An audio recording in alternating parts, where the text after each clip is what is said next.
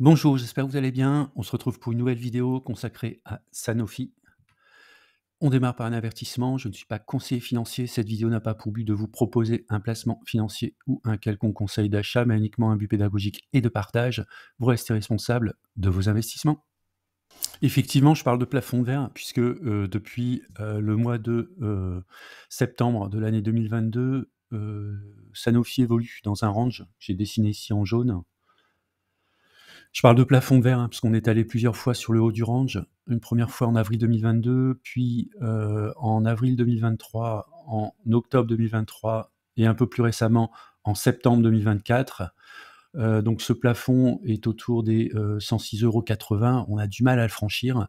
Donc on va essayer de regarder, notamment par rapport à la publication des résultats 2024, si Sanofi serait en mesure d'enfin dépasser ce mur en fait, des 106,80 €.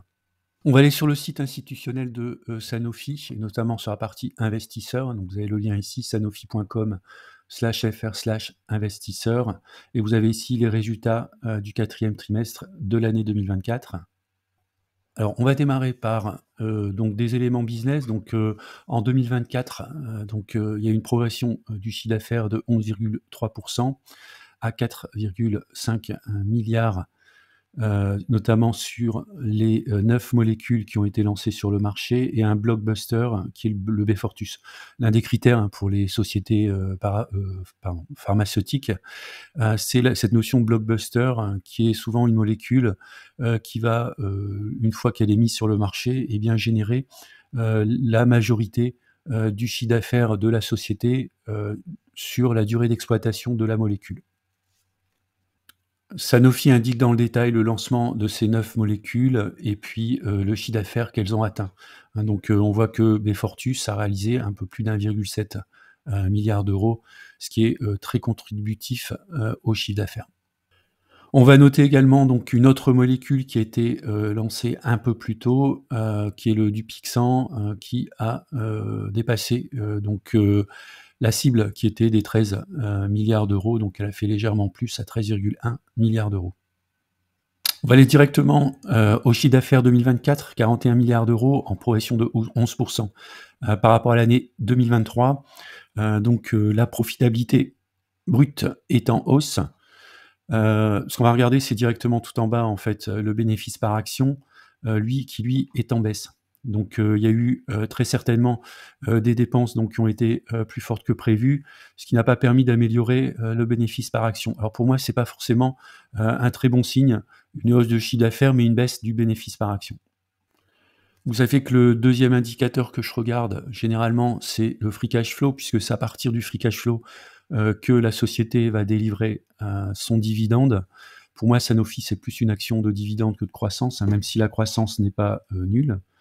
Donc on voit qu'au niveau du free cash flow, il y a quand même une baisse. Celui-ci était de 7 milliards 4 en 2023, il n'est plus que de 6 milliards en 2024. Vous avez ici les impacts positifs ou négatifs sur le free cash flow qui a pu affecter la baisse du free cash flow d'une année sur une autre. On en arrive maintenant à la partie dividende. Donc le dividende est en croissance de 4,3%, donc il va passer à 3,92 €, et la société a prévu également de faire un rachat d'actions à hauteur de 5 milliards. Donc j'ai calculé par rapport au capital circulant, 5 milliards, ça doit correspondre à peu près à 2% du nombre d'actions circulant au cours actuel. Les données que je vous ai données, donc ce sont les données du passé pour l'année 2024. Maintenant, si on regarde les guidance pour l'année 2025, c'est ici tout en bas, sur la partie vente. La société prévoit une croissance des ventes légèrement inférieure à 10%, donc on est plutôt dans le mid to high single digit, donc on peut traduire par entre 5 et 10%.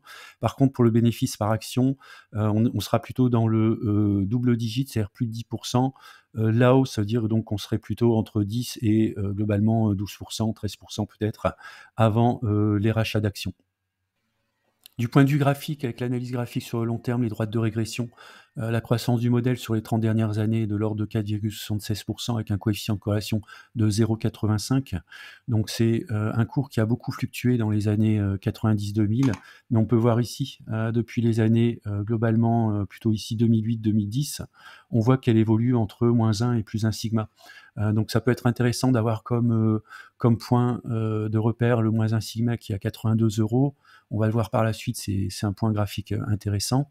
Et puis le +1 sigma qui est à 159. Alors même s'il y a un plafond de verre, depuis quelques, mois, même voire quelques années autour des 106 €, si elle casse le plafond de verre, elle peut aller chercher les 160 €.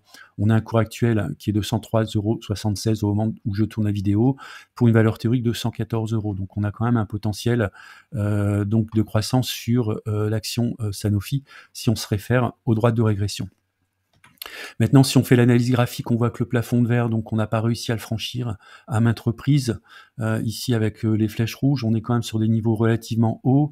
Ce qu'on peut dire, c'est que en cas de reflux, le bas ici du rectangle se situe autour des 80 à 82 €, qui correspond au -1 sigma, donc ce serait une zone parfaite pour entrer sur Sanofi.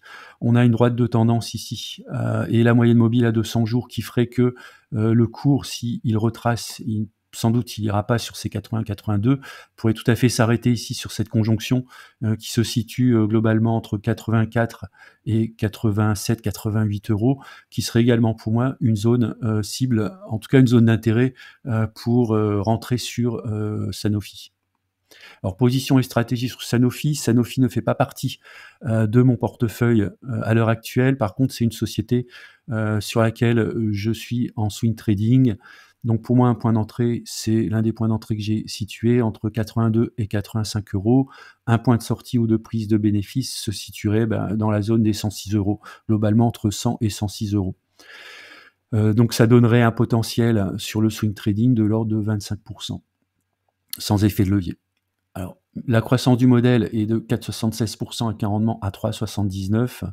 Donc si on ajoute les deux, on est à peu près à un petit peu en dessous de 9%. Donc je peux tout à fait comprendre des investisseurs sur le long terme sur Sanofi, puisque si on regarde sur les 10 dernières années, on voit que le dividende est quand même en croissance constante. Vous avez ici donc une croissance, certes relativement faible du dividende, mais qui est pas négligeable. Donc dans une stratégie, on va dire, assez conservatrice sur un PEA, je comprends tout à fait qu'on puisse détenir Sanofi sur le très long terme.